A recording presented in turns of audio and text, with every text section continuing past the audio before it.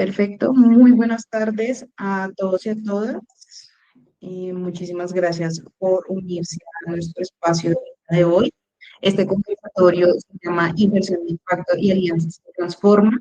Es un espacio que hemos preparado desde Impactia, como siempre, nuestro contenido que intenta acercar a la comunidad al conocimiento y a todas esas oportunidades que les pueden abrir puertas en el ecosistema de impacto y que también les pueden ayudar a potenciar y fortalecer sus iniciativas. El día de hoy estamos con cuatro invitados muy especiales, que son expertos, conocedores de este mundo de los fondos de impacto, que es nuestro tema principal del día de hoy, que entienden el ecosistema desde diferentes lugares. Los iré presentando uno por uno y los iremos saludando. En primer lugar, quiero nombrar a Liz Smith, que es la directora ejecutiva CEO de Ex México. Esta es una firma de en inversión de impacto que está ubicada en Ciudad de México. Y allí se trabaja directamente en lo que es la estrategia de la firma y las relaciones institucionales. Ha trabajado con emprendedores en África, Asia, Latinoamérica, Estados Unidos, esto durante más de 10 años en diferentes sectores. Hola, Stevie, ¿cómo estás? Muy bien, ¿y tú? Muchas gracias por la invitación. No, muchísimas gracias a ti por sumarte, por acompañarnos en esta conversación. Sigo con Marcela. Ella es líder de inversiones por más de 15 años en la labor de impulsar crecimiento y cambio transformador en América Latina. Esto a través de las estratégicas, desarrollo de negocios, partnerships multisectoriales. Ella trabaja gestionando estrategias que impulsan el desarrollo de fondos de inversión, también ONGs e instituciones financieras. Buenas tardes, Marcela, ¿cómo estás? Hola, muchas gracias Nubia y muchas gracias a todos por estar aquí. Nubia, parece que se te está escuchando más o menos. Ok, ya reviso. Listo, ¿ya me escuchan mejor? Sí, mejor. Muchísimas gracias. Listo, Marcela, muchísimas gracias a ti también por sumarte a la conversación. Quiero saludar ahora a Jaime Bastidas, él es principal en EWA Capital.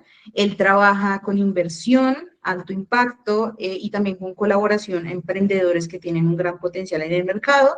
Tiene más de 10 años de experiencia en el ecosistema emprendedor en diferentes roles como inversionista y emprendedor. Hola Jaime, ¿cómo estás? Buenas tardes. Hola, buenas tardes, Nubia, y a todos los que están aquí presentes conectados en la llamada. Gracias por acompañarnos en esta conversación. Y para cerrar, quiero presentar a la que será la moderadora de nuestra charla del día de hoy, que es Lina María Cuervo. Ella es inversionista, emprendedora y apasionada por la innovación social. Tiene más de 10 años de experiencia liderando y colaborando con equipos estratégicos de negocios, de producto y de crecimiento en lo que es venture, startups y emprendimientos sociales. Buenas tardes, Lina, ¿cómo estás? Hola, buenas tardes. Muchísimas gracias por acompañarnos también el día de hoy.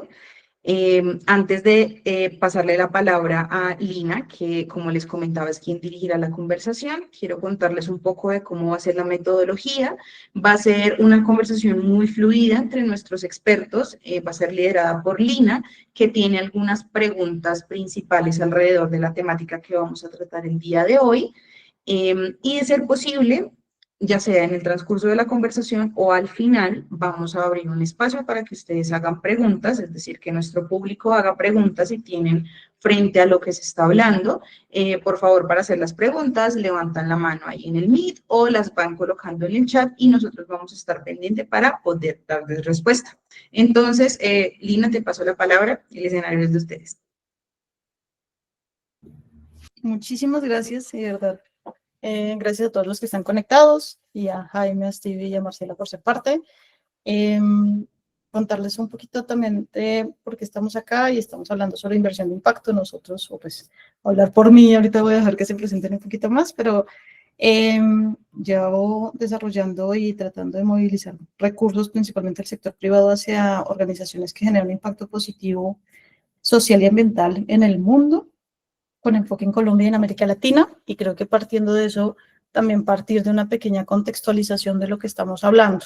Y con ello tener dos esquemas. Contexto, en qué mundo vivimos, y yo creo que muchos tenemos una mayor percepción de ello, y también de qué significa inversión de impacto y qué significa esta solución en la que venimos trabajando durante unos años y otros que vienen trabajando durante muchos más años. Entonces, desde esa contextualización, pensar un poco en un rubro, un lenguaje común que tenemos y que puso justo Naciones Unidas sobre la mesa, que fueron los Objetivos de Desarrollo Sostenible, objetivos para lograr atacar problemáticas o desigualdades sociales y ambientales que tenemos en nuestro planeta, y donde hubo compromisos tanto a nivel políticos, desde gobiernos, hasta empresariales, para lograr cerrar las brechas. Frente a eso, tenemos 17 grandes objetivos de desarrollo sostenible, cada uno de ellos tiene como 8 metas o más como tal, pero lo que enmarca primero es, o lo que se determina es, para lograr esos objetivos necesitamos recursos. Y cuando hablamos de recursos, hablamos de capital físico, digámoslo así, de dinero, pero también de capital humano, para lograr resolver estos problemas. Y en ello, después de la pandemia, se enmarcaba una brecha de financiamiento de cerca de 4 billones de dólares. Hoy está un poco más alta. Está un poco más alta por muchas razones. Y eso lo que nos pone es un poco de presión para determinar o para pensarnos qué tenemos que hacer como organizaciones privadas, sociales, públicas, para poder lograr cerrar esas brechas de financiamiento, pero también a quién tenemos que movilizar para lograr eso, porque al final no solamente es un ejercicio desde el sector privado, del inversionista o del sector social, sino que también puede ser un ejercicio de incidencia en política pública. Si mantenemos incentivos perversos o cosas por el estilo, pues no vamos a cambiar nada de lo que estamos nosotros realizando desde la base. Con ello, y planteándonos esta gran brecha, nos vamos hacia las soluciones y lo que se ha planteado. Y eso es importante. El mundo ha ido modificando la manera en que percibe las inversiones, y si nos vamos a este umbral grande de lo que es el espectro de inversión, y el espectro de inversión justo va desde cómo se invierte tradicionalmente.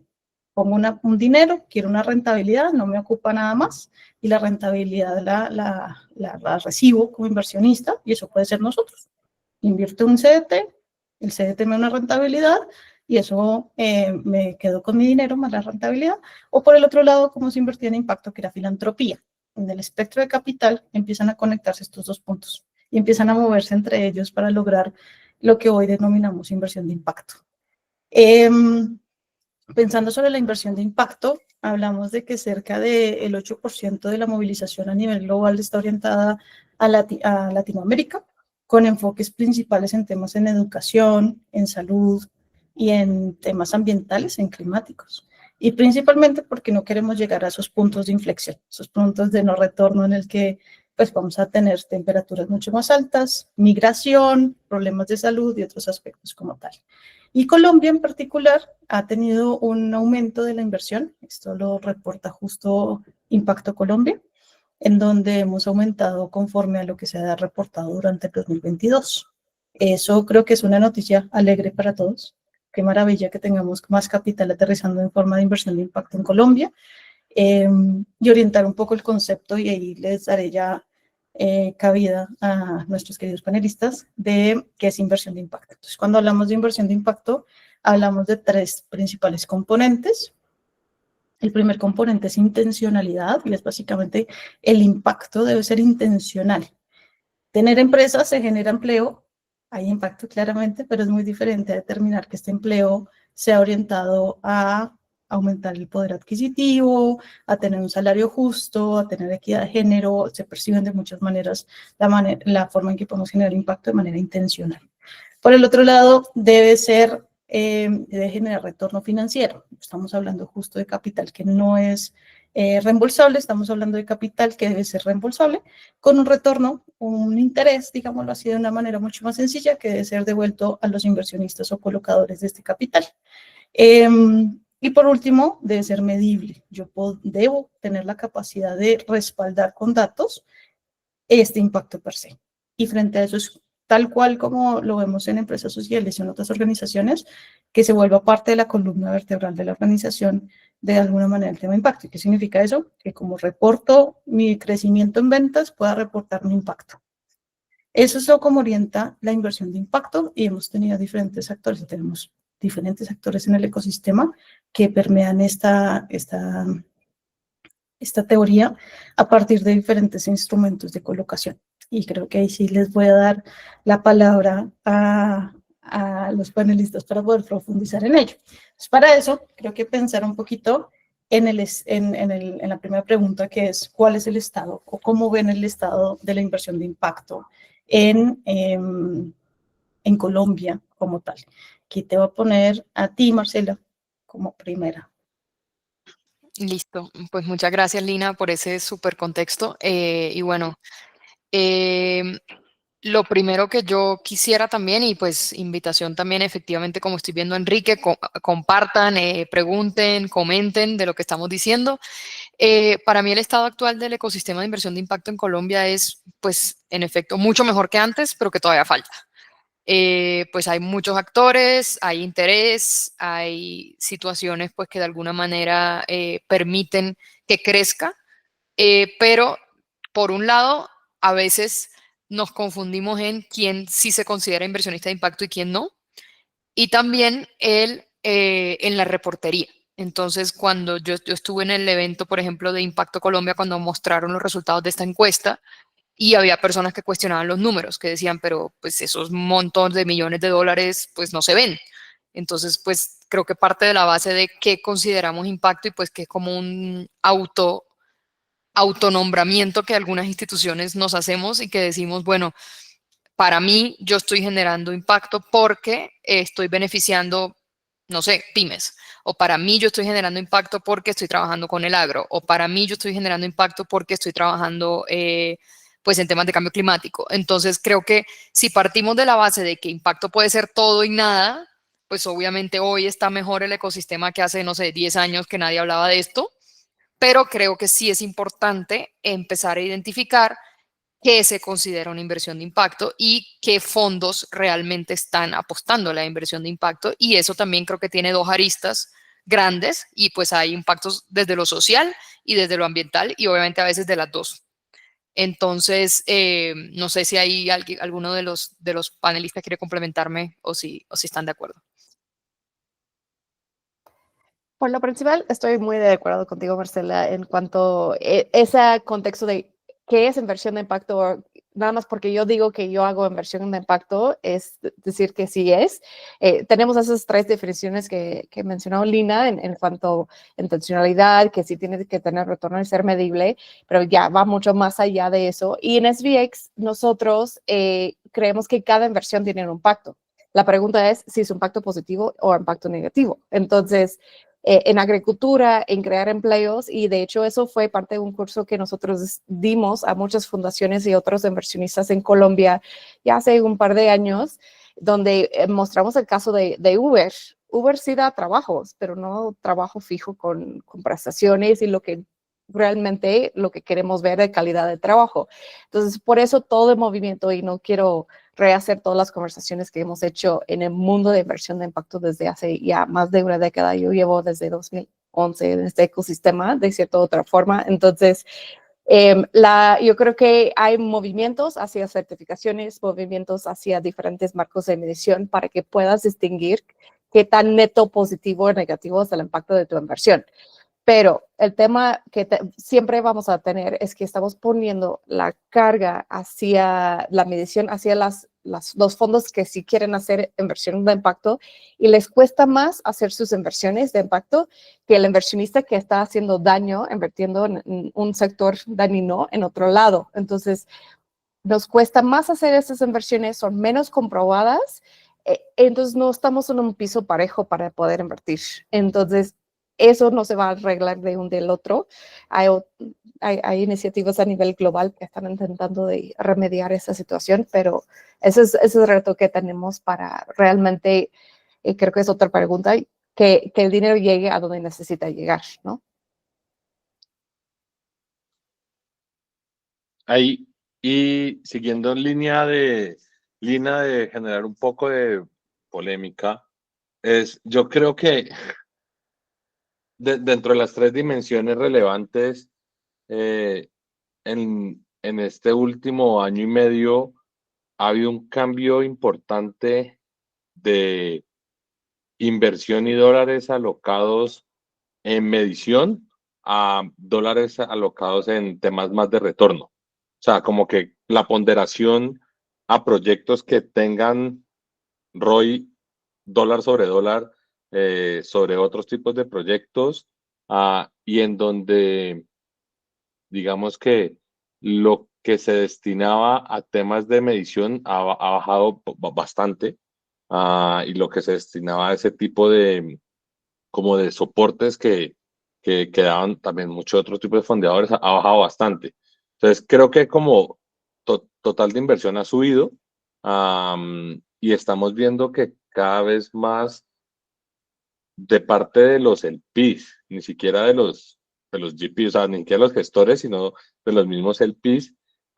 Y te estoy hablando de LPs gigantes, o sea, multilaterales, bancos de desarrollo, fundaciones gigantes.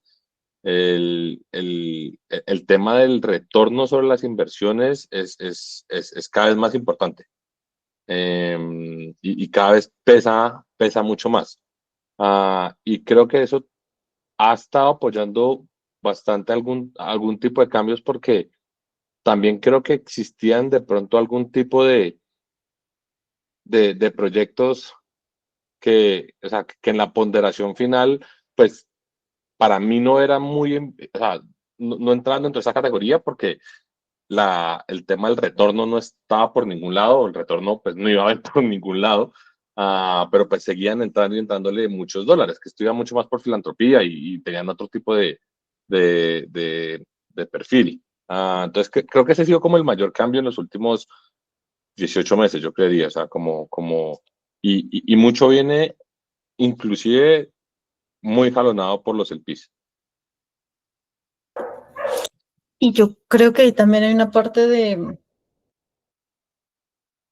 algo que también escuchamos un montón y es la sostenibilidad financiera, ¿no? No son una estructura de permear una rentabilidad y generar justo estos grandes retornos hacia sus inversionistas, sino cómo se sostiene la operación de la organización en el tiempo cuando tal vez uno de sus anteriores filántropos o donantes deje de estar y que nos vimos, pues tuvimos hace un año ya, en diciembre o en enero tuvimos esta ocasión con USAID en su momento, ¿no?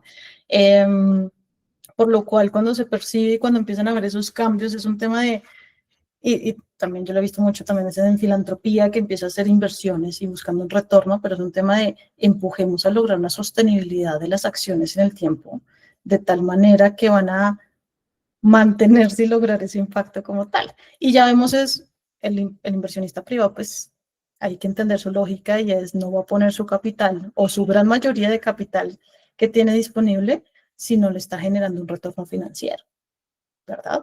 Y empezamos a tener ya a confluir entre todo esto. Y allí una pregunta, y es, ¿y en dónde están las oportunidades? Vimos los cambios, vimos que hay unas aristas, pero las oportunidades que se han dado a la hora de ver estos cambios y de una salida tan fuerte como de cooperación y de unos ajustes relevantes de la filantropía, ¿cómo se vuelve esta oportunidad para el mercado y principalmente Colombia, que yo creo que ha sido, es muy relevante y ha sido muy relevante para la región también para multiplicar estas oportunidades en el tiempo? Stevie. Muy buena pregunta. Entonces, en cuanto a las oportunidades, dices oportunidades para inversionistas a ganar dinero y generar impacto, o Las dos, para una las dos. empresa que antes recibía filantropía y que está volcando su espectro, o Sí. incluso una empresa tradicional y de un inversionista. No, bueno, cualquier inversionista y para las personas que están en la llamada que a lo mejor no están tan familiarizadas, un inversionista quiere buscar una oportunidad que está subvalorada y efectivamente descubrir esa oportunidad antes de otra, conseguirla, invertir en ella y ya, vender su inversión ya cuando se dio cuenta el mundo del valor de esa oportunidad. Entonces, ¿dónde están las oportunidades subvaloradas? Pues definitivamente en SBX hemos estado investigando muchísimo el tema de capital natural. creo que no nos estamos dando cuenta a nivel global qué tanto nuestro mundo depende, el mundo financiero, el mundo, todo depende del mundo natural que está debajo de nuestros pies, en el aire que respiramos. Todos los bienes, servicios, comida, el alimento, todo viene de esto. Entonces, si no estamos invirtiendo en lo que nos está dando la tierra y asegurando que nos siga dando lo que necesitamos para respirar y beber agua y vivir, pues creo que estamos en problemas muy graves, pero existe mucha oportunidad de invertir en estas cosas. Ahora, el reto es la oportunidad de invertir en capital natural. Para mí, no es tan fácil como encontrar una empresa tipo Venture Capital, invertir en la empresa y verlo crecer exponencialmente. En el mundo natural no vemos ese tipo de crecimiento exponencial y si lo vemos, usualmente eso es un tipo de cáncer o especie que no debe estar ahí, ¿no? Entonces, la oportunidad que yo veo, particularmente en América Latina, es la intersección entre el capital natural y capital social, retejiendo los tejidos sociales que hace posible el cuidado del medio ambiente y los ecosistemas que están alrededor de eso. Eso es donde yo veo oportunidad que no ha sido descubierto. Sin embargo, va a ser más difícil de estructurar ese tipo de inversión porque no estamos tan acostumbrados a ese tipo de inversiones. Y creo que el movimiento y lo que vimos en el COP está yendo hacia allá, pero va a requerir mucha colaboración, como el título de este webinar, para poder lograrlo. Completamente. Y le voy a botar la pelota, Jaime. Desde la perspectiva justo de Venture Capital, ¿cómo lo han visto? Esta es entonces, un contexto rápido. EWA Capital es un gestor profesional de fondos de Venture Capital que nosotros estamos operando en este momento. Es nuestro segundo fondo, un fondo por impacto con un lente inteligente de género de inversión. Eso quiere decir que invertimos en mujeres emprendedoras que tengan al menos el 40% de la participación de su empresa o startups que al menos el 30% de su equipo directivo sean mujeres, o si llegan directo al cliente, que al menos el 60% de los beneficiarios finales sean mujeres. Entonces, nosotros, dentro de ese abanico que estábamos hablando ahorita del tema de impacto, nos enfocamos mucho en tema de impacto social y en temas de género. Dentro de las oportunidades que estamos viendo en este momento, AI está siendo un habilitador natural para las grandes empresas y se está quedando corto en este momento de oportunidades o startups que logren atender estas pymes. Y básicamente eso es por un tema de manejo de flujos, manejo de datos, o sea, como que hay razón por la cual las grandes startups están enfocándose solamente en los grandes corporativos, pero el mercado más grande son las pymes, entonces ahí vemos una oportunidad gigantesca, en donde como con AI las pymes van a tener las herramientas para poder ser más eficientes, para en verdad poder competir y poder, digamos que, disminuir esa gran curva de mortalidad que tiene. En términos de salud, vemos unas oportunidades muy interesantes también. Temas de acceso. Ahorita estamos invirtiendo en una empresa que está bajando las restricciones para hacer tamizaje de cáncer de mama en las mujeres a partir de bioimpedancia. Entonces, un proceso, un protocolo que se puede hacer en áreas rurales sin conexión a internet y sin personas especialistas. Entonces, digamos que eso también estamos viendo unas oportunidades así parecidas en otros sectores. Entonces, en temas de naturaleza, 100% con Stevie. O sea, ahí es donde en verdad está el potencial real de América Latina, está ahí. Es donde está lo más difícil, pero también alineado, hemos invertido en algunas cositas, pero es donde más vemos. Donde vemos que de pronto está un poco saturado el mercado en términos de fintech. O sea, sabemos que es el mayor brecha que hay. Todos los inversionistas sabemos el déficit que hay de créditos a personas, a pymes, a todo. Y sabemos el market fit que hay si hoy yo me paro en una esquina y tengo un letrero arriba que digo, doy créditos de 100.000 pesos y puedo poner 200 millones en una tarde, estoy 100% seguro. El problema es salir a cobrar esos 200 millones.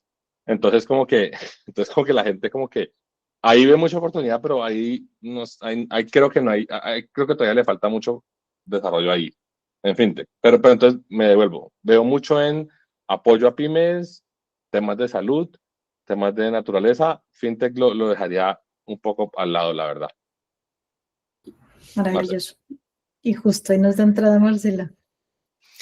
No, pues lo primero que yo quería dejar claro, y creo que ahí, a diferencia de SBX y de EU, es que Global Partnerships hace deuda. Y eso pues es súper importante, sobre todo de cara a lo que decías, Lina, de las ONGs y de USAID, porque deuda sí la pueden recibir las ONGs. Entonces, en Global Partnerships he tenido oportunidad pues, de conocer entidades con o sin ánimo de lucro, y obviamente el espectro es diferente, la evaluación es diferente, no es tanto buscar como el unicornio próximo ni el que la va a reventar, sino más bien entidades que tengan de pronto flujos garantizados constantes y que necesiten ese capital para seguir creciendo. Entonces, también como por mencionar que también ahí hay otro espectro de oportunidades, y son varios fondos de deuda de inversión de impacto que también existen en Colombia, existen en Latinoamérica, Europa, Estados Unidos, y que por lo menos yo personalmente, antes de hacer parte de Global Partnership, ni sabía que existían. Para mí, inversión de impacto era equity.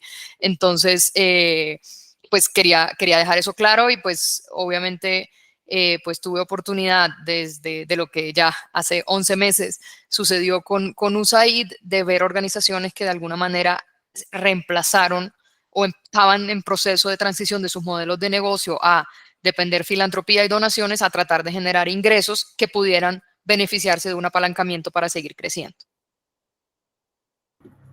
Buenísimo.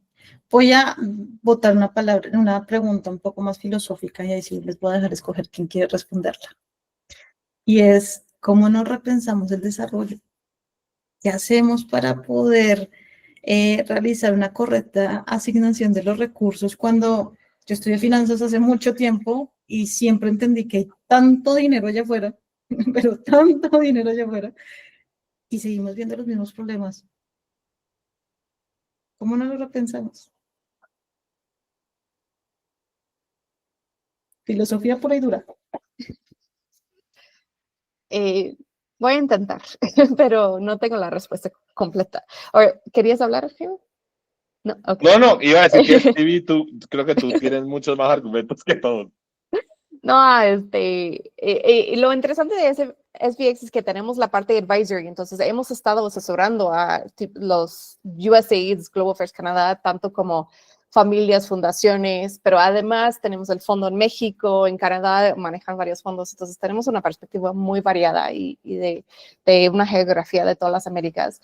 Creo que había una pregunta por ahí hablando del sector privado y qué se puede hacer. Y yo creo que repensando desarrollo, creo que tiene que ser sistémico. Uno definitivamente es que el sector privado tiene que dejar de hacer daño, y eso es importantísimo en cuanto al dinero de USAID ni siquiera iba a cubrir todo lo que necesitamos hacer en cuanto a desarrollo, porque el paso de que ellos estaban colocando dinero no alcanzaba el paso de colocación de recursos del sector privado hacia el daño. Entonces, creo que sí, y creo que Europa en este sentido tiene un marco de política pública que ayuda mucho en eso. De hecho, lo que estamos viendo en cuanto a oportunidades en capital natural y otras cosas es estar en cumplimiento con las nuevas regulaciones europeas. Entonces, eso requiere mucha más inversión en el corto plazo para que las organizaciones, las cooperativas estén en cumplimiento para poder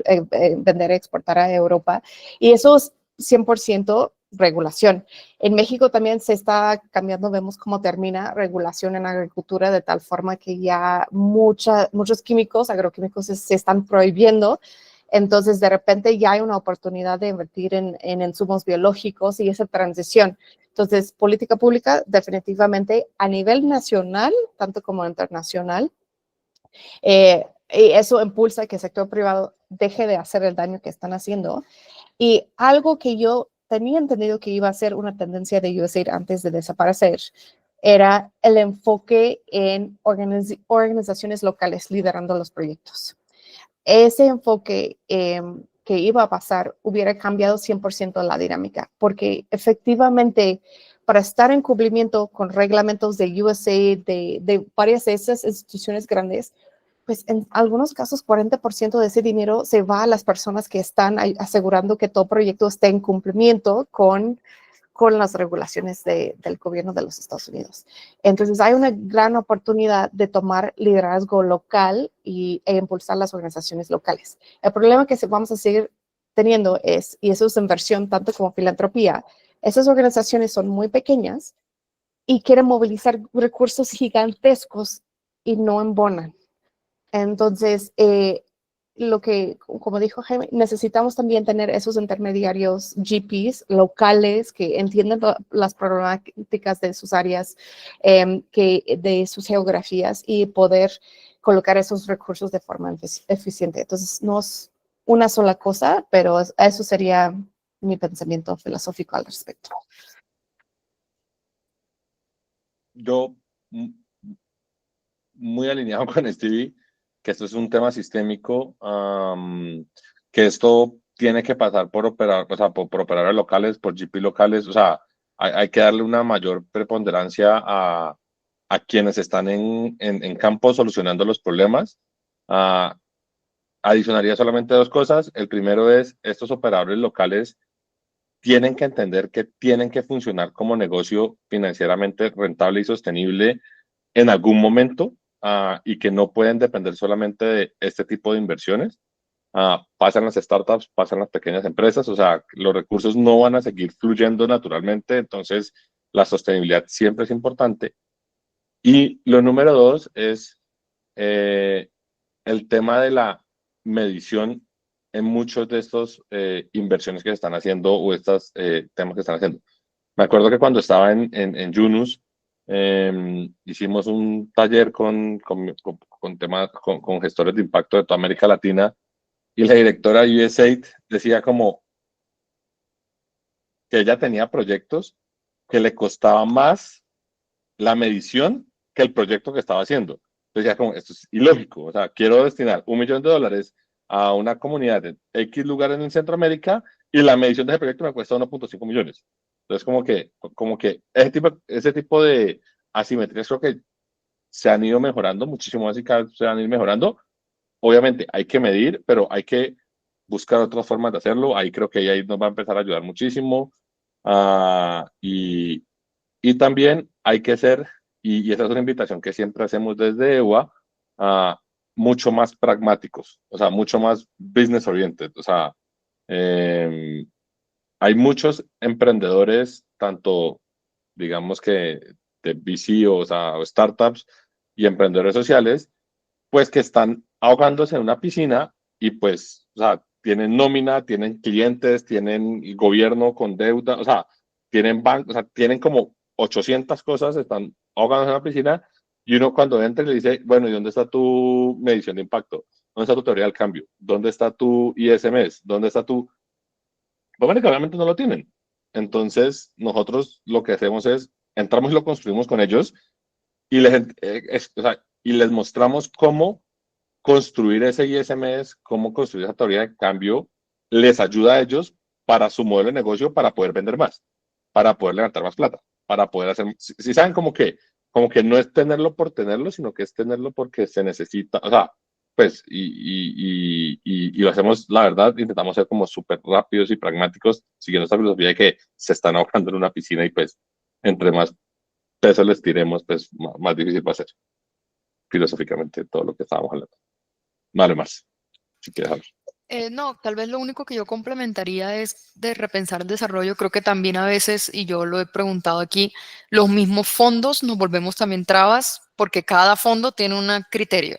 Cada fondo entonces mide impacto diferente, cada fondo solicita la información de manera diferente y a veces cuando conversamos entre fondos decimos, uy, yo aquí esto lo vi por este lado, luego el otro fondo, y me acuerdo, Jaime, cuando tú estabas en Yunus, que compartíamos mucho más la tesis de inversión y con todo y eso había cosas que pasaban allá en Yunus y no pasaban en Global Partnerships, siendo que supuestamente la tesis era casi igual. Entonces creo que también ahí pues es momento también de así como tiraron por ahí polémicas, pues yo creo que eso también es súper importante pues de pensarlo y de cómo entre todos los del ecosistema pues también conversamos sobre eso, sobre, bueno, pero tú qué viste ahí, cómo lo mediste, cómo lo evidenciaste, por qué para ti esa organización califica, porque pues cada fondo tiene sus criterios, sus formatos, sus análisis y a veces eso tampoco permite que una entidad pues realmente genere el impacto, sino que se gasta mucho más tiempo en el reporting, en la medición, etcétera.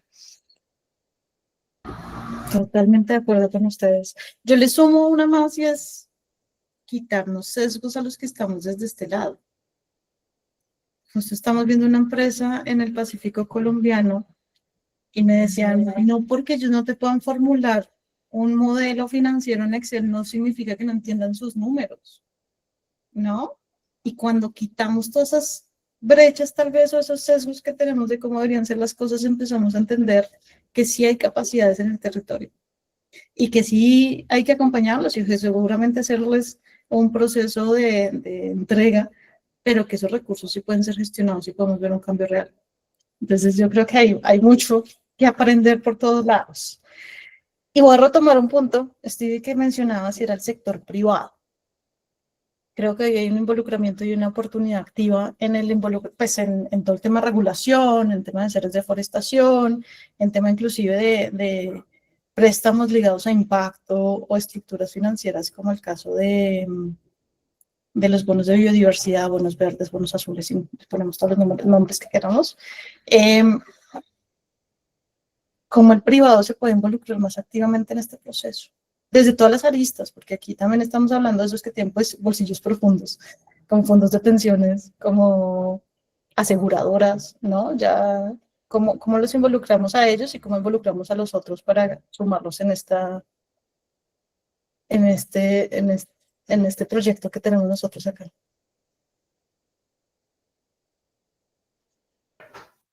Si quieren, ahí yo puedo empezar con la primera, o sea, con la última parte, y es a Colombia como un todo respecto a América Latina, ¿qué le ha faltado para poder crecer su ecosistema de inversión, tanto en empresas tradicionales, en startups, como en de impacto? Y es el involucramiento de las AFPs, o sea, de las fondos de pensiones. Y la única forma en que se ha logrado es, lastimosamente, por ley. O sea, porque los obliguen a invertir en este tipo de activos, porque buena gente no lo van a hacer. De hecho, de buena gente ya, o sea, de hecho ya hay una especie, o sea, ya hay una ley que los obliga al 3% de sus del total de activos que manejan, invertirlos en Colombia, y pues se van por la tangente, invierten en proyectos de infraestructura gigantes, en carreteras, y no en fondos gestores, en todo esto que es lo que en verdad pues, puede ayudar a desarrollar el ecosistema. Entonces, dentro de este cambio sistémico, creo que uno de los pasos principales debe ser este de vincular a estos fondos privados, a estos fondos de pensiones, a que pues en verdad empiecen a asumir un riesgo medible dentro de su estrategia de portafolio, que no es una allocation más del 2%, o sea, pero pues es que ese 2% lo que haría es desbloquear muchísimos proyectos en Colombia y habría un cambio completo. Ahí como cuña, sé que, por ejemplo, Ortica, pues Scandia está haciendo algunos temas puntuales, por venir pensiones voluntarias, vamos a ver si hacemos algo para el próximo año. O sea, como que ya está empezando a hacer cambios pequeños, pero pues la verdad necesitamos, o sea, es que o se cumple la ley o eso, pues porque es que necesitamos más dinero, o sea, y más dinero porque necesitamos más gestores. Ah, pues, y porque creo que proyectos pueden haber suficientes, lo que faltan es recursos para ellos.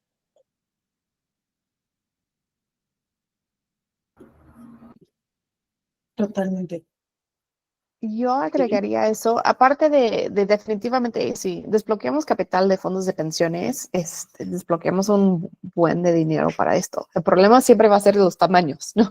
Entre el tamaño de dinero cantidad de dinero que ellos gestionan, tickets de inversión que quieren hacer versus dónde están los proyectos también.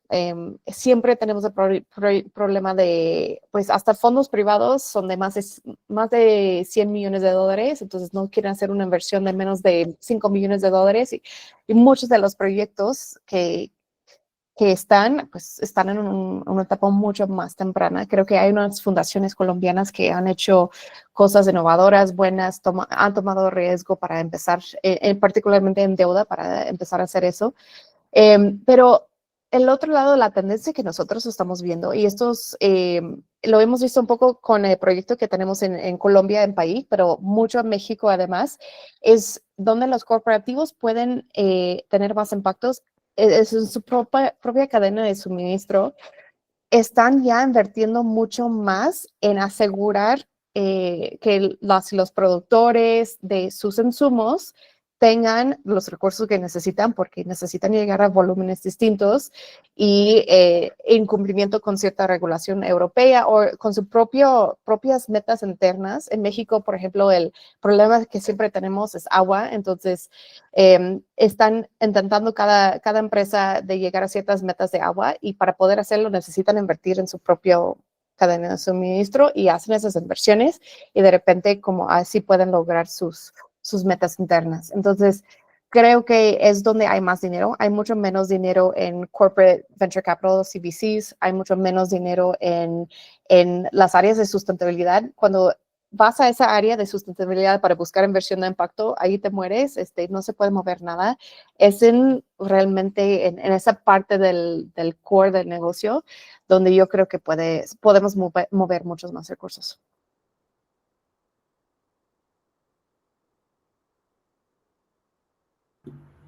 Marcia, nada que añadir. Yo tengo un punto, y es algo que decía Stevie, es más del 50% del PIB mundial depende de la naturaleza. Así, o sea, el problema cuando tuvimos aquí en Bogotá y en varias partes de Colombia que había, ¿cómo se llama esto? Reducción de agua, estamos sin agua. ¿Sequía? ¿Sequía? ¿Cómo se llama eso? ¿Sequía? Pero estaban el tema de los... Todo eso. Era no solamente a las personas que claramente necesitamos el agua para bañarnos, para cocinar, para muchas cosas. Entonces vean la problemática a nivel civil, ¿no? Las personas. Pero después al agricultor, cómo regaban las plantas, cómo alimentaban a los animales, como muchas cosas. Y después, ¿cuánta de nuestra energía depende de agua? Somos un país que tiene muchas hidroeléctricas. Y frente a eso, empezamos a determinar que el riesgo de no invertir no solamente es porque nosotros no tenemos para bañarnos en la casa, ¿no? O porque estamos viendo incendiarse los cerros al frente de nosotros. Es porque nuestra economía funciona con base en todo esto. Y es, si no vemos esos riesgos, si no los mitigamos y si no invertimos en ellos, como empresarios, pues también vamos a tener que cubrir riesgos en el futuro, ¿no? Y hoy se dan muchas oportunidades también en eso, y era lo que tú decías, y todos lo estamos mencionando, y es, la tecnología va a habilitar muchas cosas. Por la tecnología hoy podemos tener seguros paramétricos, ¿no? Porque permite pronosticar y permite accionar de una manera mucho más ágil ante una catástrofe, pero una aseguradora tiene que estar dispuesta a involucrarse activamente en este tipo de riesgos, ¿no? Y el costo que tienen todas esas... me estoy metiendo mucho en temas ambientales, pero no solamente en tema ambiental, en tema social, de contaminaciones o de temas de salud también afecta un montón.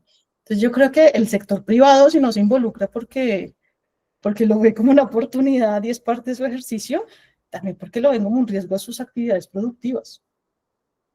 Y lo hemos visto en WWF, trabajamos con un fondo grande que se llama el DFCD, y este fondo justo invierte en adaptación y mitigación climática y hemos visto cómo el privado encuentra oportunidades en invertir, en reducir contaminación hídrica, en aumentar ingresos a los pequeños campesinos, pero a su vez, pues porque prevé esto en el tiempo. Entonces creo que el sector privado es un articulador aquí.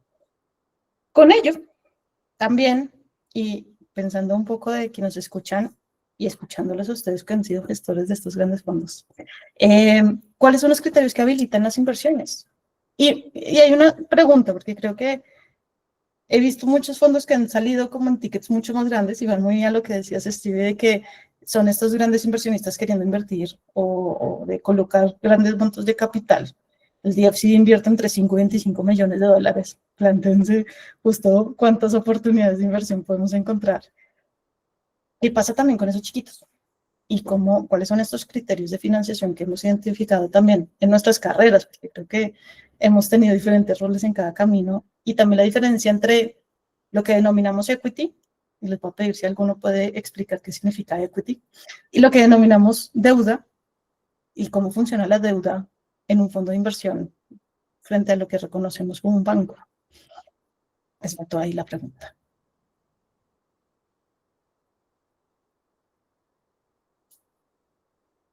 No sé si Marcela no quiere hablar un poco primero de la deuda porque he hablado mucho. Tranquila.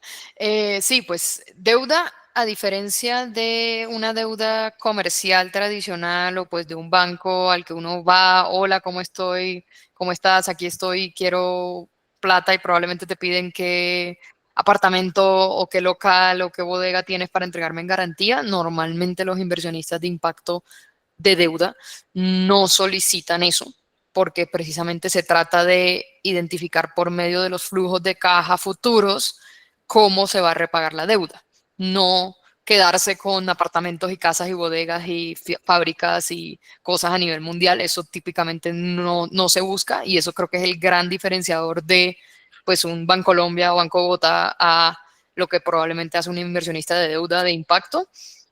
Probablemente también la diferencia también depende del país, pero a diferencia a veces también es un tasa y en concesiones. Digo, el depende del país porque en el caso de Colombia recientemente no ha sido tan diferencial en tasa, pero en el caso de Perú, en el caso de países que de pronto sí pueden tener dólares circulando libremente, si la inversión viene en dólares, pues sí es competitivo. Y también hay un tema de flexibilidad en amortizaciones. Entonces, y aquí estoy hablando de la deuda tradicional. Ahora, si nos metemos a hablar de otros instrumentos de deuda, que no son los que se manejan en Global Partnership, pero que existen en el mercado, pues ya es otro cantar. Hay deudas que de pronto se pueden convertir en equity o en capital o en patrimonio, que ya Jaime y Stevie hablarán de eso. Hay deudas que de pronto, si se logran ciertos objetivos, se pueden condonar, pero típicamente si hablamos de la deuda senior tradicional, tendría las características que estoy indicando. Y no sé si queremos dar paso a la gente que está preguntando porque de pronto son relevantes a las cosas que justo estamos hablando ahora, no sé. Ahí lo dejo, Lina, a tu discreción. Si quieren terminar de definir la otra partecita de qué es equity y tal vez los parámetros y le damos paso a las preguntas. Va, si quieres, ahí yo sigo. Pues la mayor diferencia entre la deuda y el equity o la inversión directamente patrimonial es cuando un inversionista de deuda analiza un proyecto, ve cómo se puede cubrir para que esos flujos puedan cubrir la deuda que yo estoy dando. Entonces es lo que se llama como un downside protection, o sea, es como en todas los escenarios que puedan suceder de aquí hasta que se pague por completo el crédito, cómo yo, como fondeador, logro pues, recuperar mi dinero. Pues se miran flujos, se miran escenarios, se miran un montón de herramientas para poderlo hacer. En equity o patrimonial, lo que uno busca es lo contrario, que es cuánto más puede llegar a crecer la inversión que yo estoy haciendo. Y muy resumido y un poco más colombianizado, lo que usted dijo antes es, compro barato, pues salgo caro. Entonces, ¿cómo logro entrar a barato en cierto sentido? ¿Cómo logro entrar en una valoración a 10 y logro salir a una valoración en 100?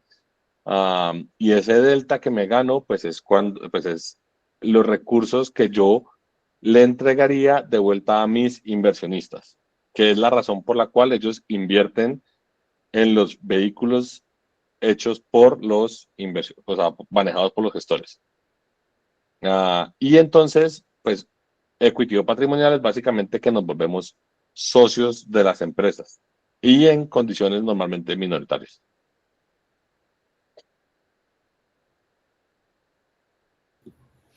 Stevie, la tarea más compleja. Bueno, en cuanto a criterios que habilitan esa financiación, yo creo que Jaime habla un poco del equity y Marcela un poco de deuda.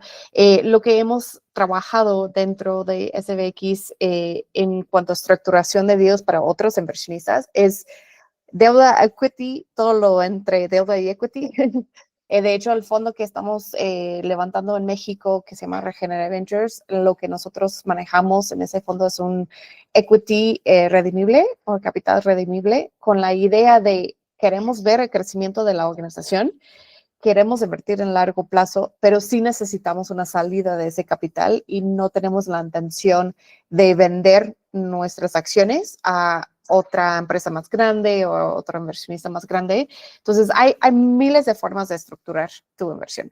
Yo creo que lo más importante, y eso también enseñamos en el programa de PAIC, donde hacemos mucha preparación para inversión, trabajamos con aceleradoras que lo hacen, etcétera, es como organización entender qué tipo de dinero necesitan ustedes. Entonces, como dijo bien Marcela, hay ACs o organizaciones sin fines de lucro que generan ingresos y nada más necesitan un poco de deuda para ayudarles a crecer en el Inter mientras están generando esos ingresos. Pero hay otras organizaciones o otras empresas que sí tienen acciones, que pueden vender sus acciones y tienen potencial de crecimiento muy alto. Entonces, eso a lo mejor les funciona mejor ese tipo de inversión.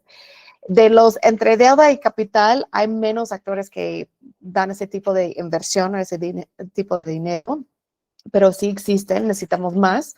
Y si eres una organización que apenas está haciendo esa transición de sin ánimo de lucro hacia ánimo de lucro y quieren generar ingresos, la verdad es que ninguno de los instrumentos, en mi opinión personal, es para ti.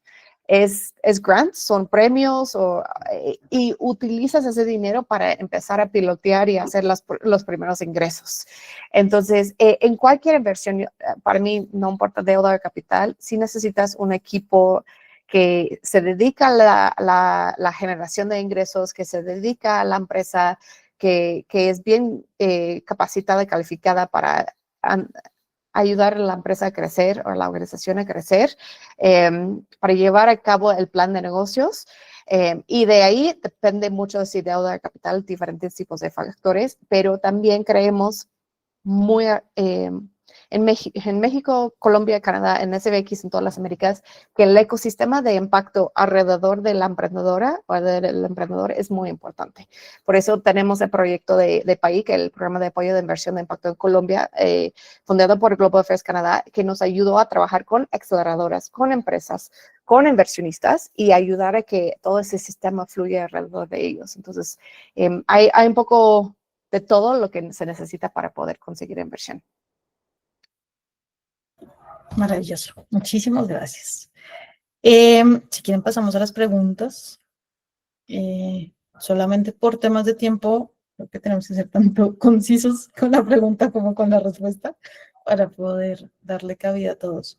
He visto algunas en el chat, más enfocadas justo a los proyectos que tienen cada uno de ustedes, pero vi que alguien con el nombre de Agape había levantado la mano en su momento. Agape está, Agape no está. Creo que no. Perfecto. Eres tú, Lenny. ¿Cómo estás? Vale.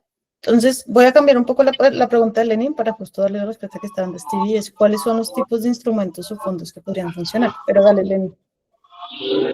Hola, sí, ¿qué tal? Buenas tardes. Qué pena, estoy llegando un poquito tarde, pero porque he estado atendiendo reuniones en Bancoldex y una fintech que pues atendió mi caso, pero digamos, básicamente el resultado sigue siendo el mismo. No consigo dónde apalancarme para financiar eh, pues la necesidad de cumplir con un cliente, 2 toneladas de café. Inicialmente esas son las compras mensuales y la previsión es hacer contrato a un año. donde mensualmente estaría yo pues generando las ventas de 2 toneladas de café y me encuentro impedido. Entonces dije, bueno, voy a aprovechar la conversa con Impactia para ver de pronto otras alternativas aquí en Colombia que me puedan ayudar a financiar, básicamente buscando inversionistas o Fondo Nacional de Garantías o de pronto alguien que le sirva pues ser codeudor de esta situación en la que me encuentro. Si usted me puede dar luces sobre el tema, se los agradezco. Son contenedores de café que necesitas financiar, ¿verdad? Nada más la venta, porque no escuché bien el audio. Sí, qué pena, repito. Para colocar en una cadena de supermercados, si el volumen de compra es de 2 toneladas de café. Sí, lo que tengo entendido es que necesitas trade finance y puse en el chat un par de sugerencias. Groot Capital es especialista en eso, de hecho, para exportación más que cadenas de supermercado. Ellos son buenísimos, efectivamente, ya que tienes el contrato firmado con tu cliente, ellos te proveen el dinero y lo cobran al final, ya que lo vendes al cliente. Beneficial Returns es muy, muy bueno también para cooperativas en particular. Café han hecho muchas versiones de deuda de café. Y, había otro, no he hablado con ellos últimamente, pero Oiko Credit hay como varios de impacto que se enfocan en ese tipo de financiamiento. Sí, en Global Partnerships también hacemos trade finance, pero en deals más grandes. Y yo he tenido oportunidad de, sí, Root Capital tiene personas que trabajan con Colombia, no conozco exactamente quién, pero trabajan creo que desde Perú. Y también está Nest. Y también he visto a otra Nest, que se escribe con doble S. Y también he visto otra que se llama, creo que Fair Capital. Son varias instituciones. Hay una cosa que se llama CSAF. Voy a escribir el nombre aquí. Ahí, eso lo buscas y en la página web de CSAF están varios fondos, unos más grandes, otros más pequeños, pero que todos invierten en acceso a mercados para pequeños productores. Entonces, si tu objetivo es financiar esas toneladas de café que son de pequeños productores, de pronto por ahí puedes encontrar algún camino.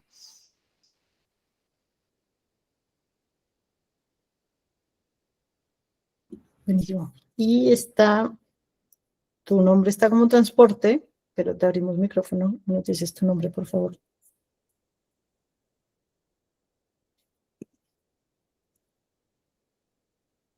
Hola, ¿cómo están? Soy Claudia de Transporte y Logística Arara. Bueno, yo estoy acá porque yo estoy buscando los recursos. Yo quiero desarrollar un software donde conecte directamente a los transportadores con los clientes. Yo actualmente hago transporte urbano y nacional y la conexión directa la hago yo. Hago todo el proceso comercial que es la cotización, el almacenamiento, las pólizas, tengo los aliados, tengo una flota de vehículos más o menos de más de 300 vehículos que están vinculados a transporte y logística Arara, en las cuales yo mantengo todo el tiempo ofreciéndole los servicios para que ellos hagan los servicios a nivel nacional. Y la parte de los auxiliares, hago contratación para auxiliares tanto hombres como mujeres y los organizo según su franja horaria. Normalmente las mujeres son cuidadoras, ya sea de sus padres, de sus abuelos o de sus hijos. Entonces lo que hago yo es organizarle sus horas de libres para que ellas puedan ir a los servicios y hacer todo lo que es el empaque o en las bodegas el embalaje. Y quiero incluir en este software a ellas, o sea, que ellas tengan acceso en sus plataformas, ya sea en sus celulares o en su computador, las empresas que requieren estos servicios y que ellas puedan ofrecerlos e ir a las diferentes empresas y poder tener esos ingresos. Y lo mismo con las flotas de los vehículos. Pero pues esto es una tecnología que yo no tengo los recursos, no tengo los recursos para hacerlo. Esta idea nació pues porque precisamente yo soy también cuidadora. Tengo a mi madre que tiene más de 63 años y tiene problemas de fractura de brazo, y tengo un hermano que él es economista. Él ahorita pues trabaja y todo, pero tiene problemas de epilepsia y en algún momento yo sé que no va a pasar, pero si pasa algo, pues yo soy la cuidadora de él y por eso nació Transportes y Logística Arara.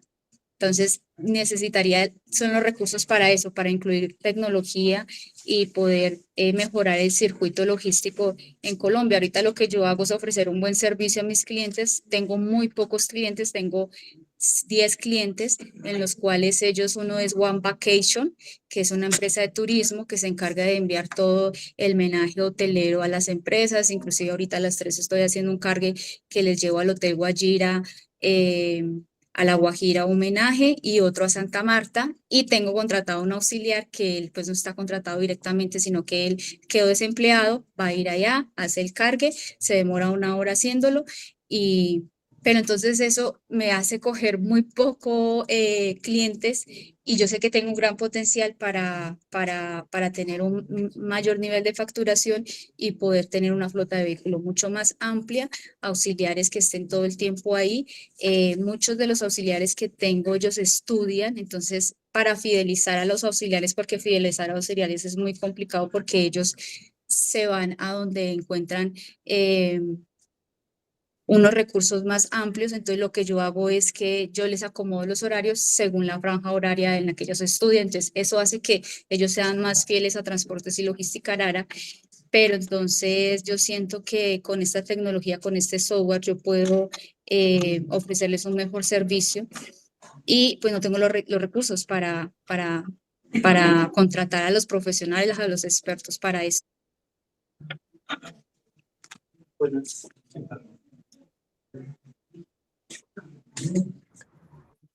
Lo que yo te diría ahí respecto a eso es, existen empresas de software que ya brindan ese servicio, o sea, esa plataforma como servicio. Entonces muchas veces ya no tienes que desarrollar vos tu misma plataforma, o inclusive en estos momentos con muchas de las plataformas, de algo que llaman como, hay una que se llama Lovable. Vos misma puedes crear como tu versión inicial, tu página web, para que puedas manejar ahí como los tickets de lo que estás haciendo. Entonces, como que buscar recursos para eso ya no es tan necesario, porque pues puedes conseguir o proveedores que ya lo estén haciendo, o open source que ya lo estén haciendo, o vos misma lo puedes hacer.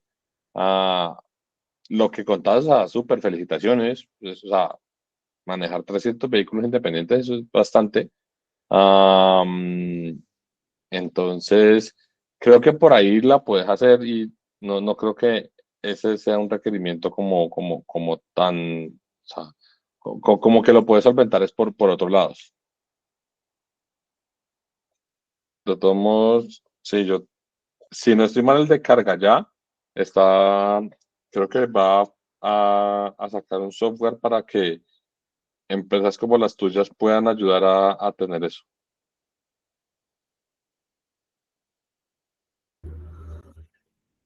Y Andrea.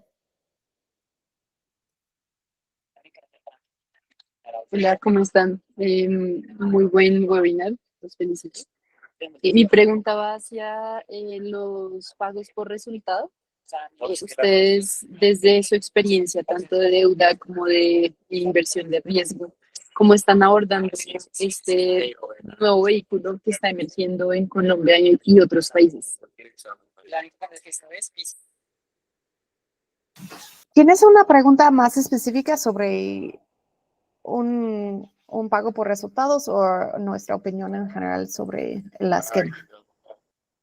Sí, por ejemplo, tengo entendido que Aura en Colombia está, digamos, abriendo una convocatoria para, digamos, incentivar este pago por resultados, que entiendo es un modelo de blended finance donde interactúan actores públicos, privados, para catalizar esos cambios sistémicos en el país y en la región.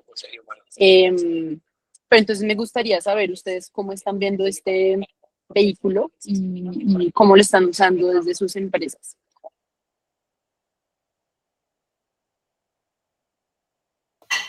Puedo comenzar un poco porque creo que de los que están aquí soy la más generalista en estas cosas.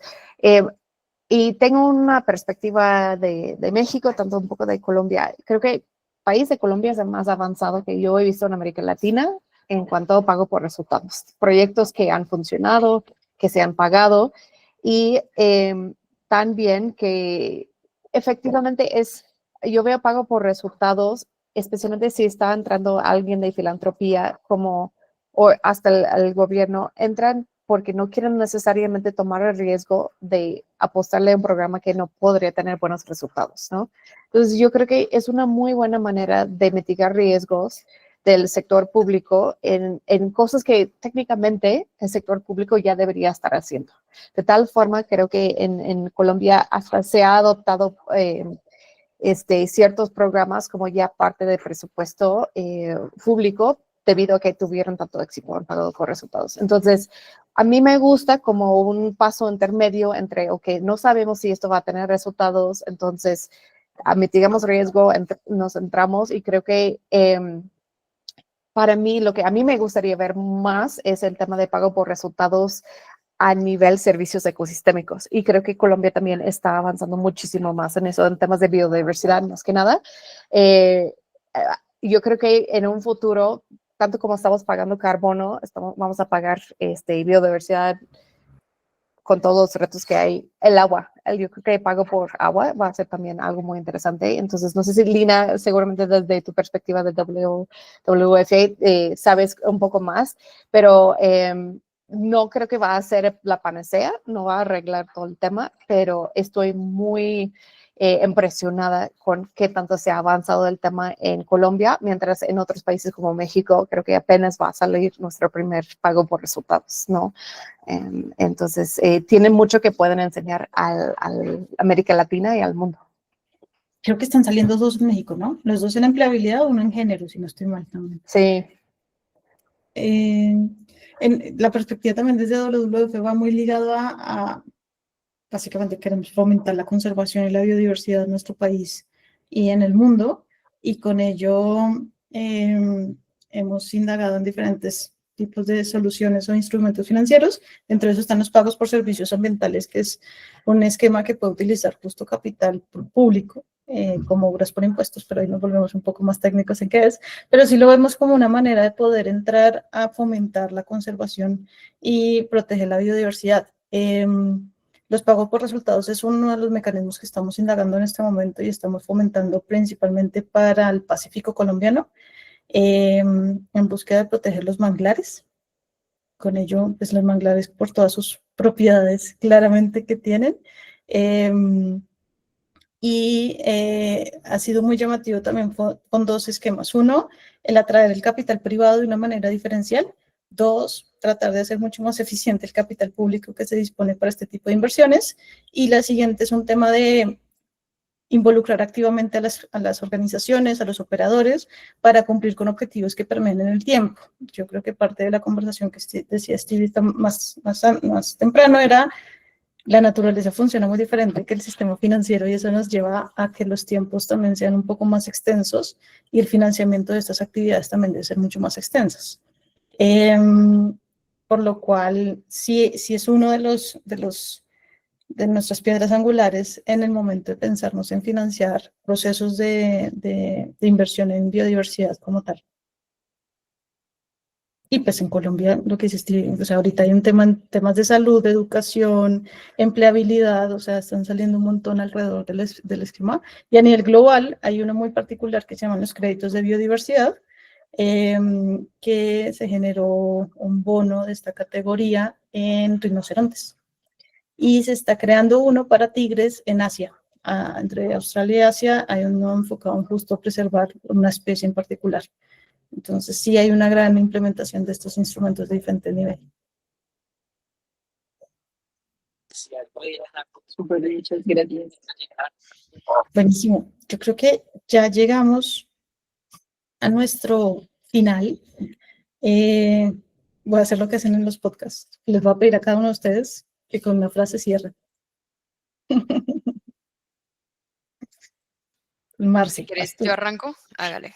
Bueno, pues para mí la frase sería que, pues que inversión de impacto tiene muchas aristas y que es importante cuando uno se prepara para inversión de impacto, identificar primero en qué etapa está el proyecto o la organización, qué tipo de inversión quieres y luego ahí sí salir a tocar las puertas, porque muchas veces es al revés. Entonces se enteran que existe un fondo de inversión de impacto, tocan la puerta y después se enteran, uy, no estoy listo para esto, no es el criterio, no sé medir el impacto en X cosa que ese fondo busca, no estoy en esta etapa. Entonces es como primero definir muy bien uno en qué etapa está, qué quiero buscar, para qué lo quiero y luego ahí sí buscar, bueno, dentro de lo que para qué quiero y qué quiero buscar y cuánto quiero buscar y para qué lo quiero utilizar, ahí sí empezar a tocar las puertas.